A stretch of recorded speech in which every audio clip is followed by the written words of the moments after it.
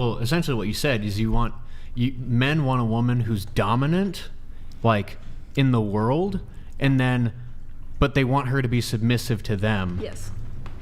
No, that's just not true. No, I agree. It is true. It is true. And I'll tell you, here's the thing. Don't want a combative woman. There is a lot of men like you didn't agree with me, and I think that's because cerebrally a lot of men get caught up on the first part of my tweet, which is men don't want a soft feminine woman, and that's a very generalized blanket statement that I agree is a generalized blanket statement. But cerebrally men think, oh yeah, soft feminine woman, that's what I want, but as humans, Nickelodeon donated $200.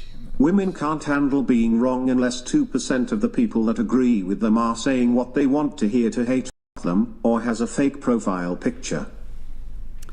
Anyways, you were saying thank you, Nickelodeon. You're saying as humans, right, we're complex creatures. We're mind, body, and soul, spirit. So we have our cerebral mind, we have our primal urges as our body, and we have our soul and spirit urges. And men, cerebrally, maybe they'll be like, yeah, I want a soft feminine woman, but there's something primal about an alpha female that really gets a man like going. Erroneous. I do think it is like, okay, so when you brought up the tweet on the podcast, your co-host or whatever, he said, I agree with that in the sense of conquer, right? Who said that? Who the was CEO, it? the watch CEO guy. Disavow. I disavow his. No, but I think what you're talking about. No, but as men, you're a leader, right? You go out into the world and you're conquer. You're gonna build yourself up, and X, Y, and Z. That same principle can be applied to women. And say back in the caveman days, do you want a soft feminine woman waiting back at you at the cave while a lion's attacking her and your baby while you're out getting the bison? Or do you want a confident alpha woman that's going to be able to fend for your baby? What? No. Wait, what? I think you're a little confused on competence versus dominance. I want a competent woman. I do not want a dominant woman. I want a woman who knows her stuff, what she believes in, what she knows is true. I don't want a woman who is like super masculine in her attributes, super dominant, super like I'm alpha. It's like a turnoff. I want a competent woman. I want a woman who's intelligent, who knows what she's doing. But I also want a soft feminine woman. You can be competent and soft at the same time. Absolutely. She should be soft and feminine for you. But wait, so hold on. I get what she's saying. So should a man. I get what she's saying too. And I don't think your woman should be agreeable to you, but do you want your woman being agreeable with every man? Exactly. She's just talking about soft in well, general. so that's why I think it's like it's a. Well, that would mean that she's incompetent because then she's a pushover. But then that's she'll what a talk. lot of men say when they say soft feminine woman. Right. That's what she's trying to say. Or bringing up from something from the very beginning. You guys said you wanted a woman that would come to you first. Mm-hmm. Is that not? That's not a soft, sweet feminine woman. Exactly. Yeah. Exactly. No, kind of women do not do that. I've talked to so many women that will not go and approach a guy because they don't like that stuff. They think it's like she just said it's masculine to do that. Yeah. Right. And she's soft and sweet. Maybe it's because they want to be dominant. What? Dominant. Because I feel like that would be the opposite. Yeah. That would be the complete opposite. I don't know. I don't know. These are not contradictory positions Yeah. to hold. To say, in some instances, it's desirable for a woman to take initiative. And I think we already made the caveat that women can absolutely take initiative in a feminine way. Hold on. Alvin Sam donated $200. It's 100% woman's fault. All right, Women decide intercourse. Therefore, you bear the responsibility. You have a clock. Therefore, you must choose wisely. Your virtue signaling is pathetic. You want autonomy. Yeah. Disagree. Yo, Alvin Sam, good to see you in the chat, man. Much appreciated.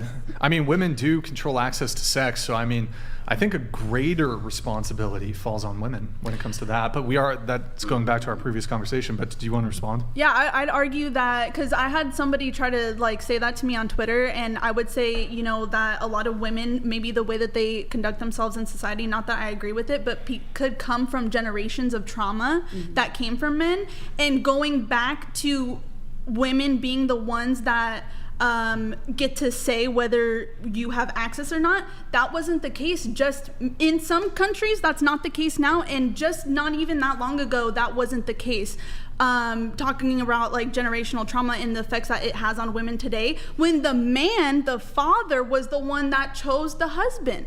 So, you know, women conducting themselves in society now is from years and generations of trauma from men. And you say we're the ones that picked our partner, but in some countries today, and not even that long ago, it was the father who picked the partner for the daughter.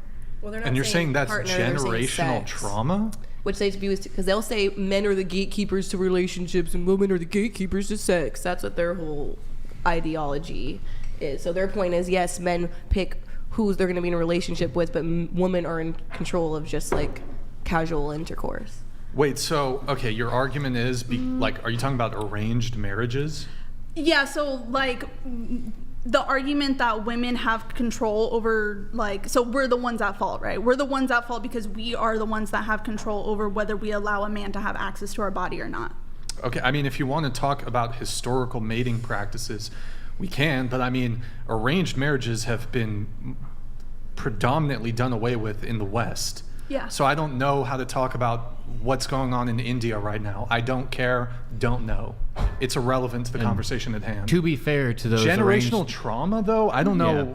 To be fair to those arranged marriage societies, they seem to have a better, I guess, their divorce rate is a lot better than ours. They're also right now. extremely misogynistic. Well, They're very, very like they're like. And Well, I'm not. okay. I'm not a I wouldn't say they're feminist. happier. I don't like to use the word misogynist, but those countries are really bad. We're talking genital mutilation. We're talking really crazy stuff. Okay, so aside from like some men who are extremely abusive, the outlook in the Western society to see a marriage as just like it's you like it until you don't like it, until you're not happy, and then you can get out. That's actually extremely destructive to your own personal growth, the other person's personal growth.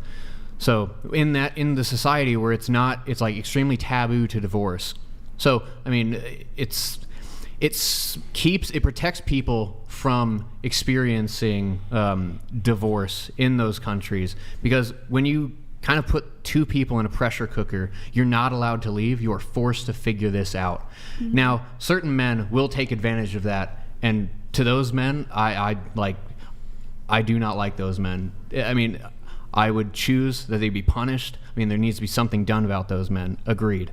But majority speaking, in those countries, that's not the case. It is the case majority. Actually, I mean, I come from one of those countries. What I lived in Morocco for my high school years, and most of the families that I met, most of the couples that I met who were arranged marriages, forced to be married, initially they were extremely like, I've never even met this woman. I got married to them, but now it's like I can't see my life without this person, because they were forced to keep that marriage Grid 1 intact. Motorsports donated $200.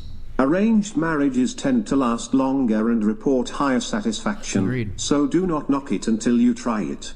Feminism has failed you. The patriarchy stands ready to help. Choose wisely and be better. Well And put. yeah, I totally agree. It does have, there are higher satisfaction in arranged marriages. Now, I'm not saying I'm a proponent of let's bring back the arranged marriage, but there is something to it. Like there's an element in there that is important. What is that element?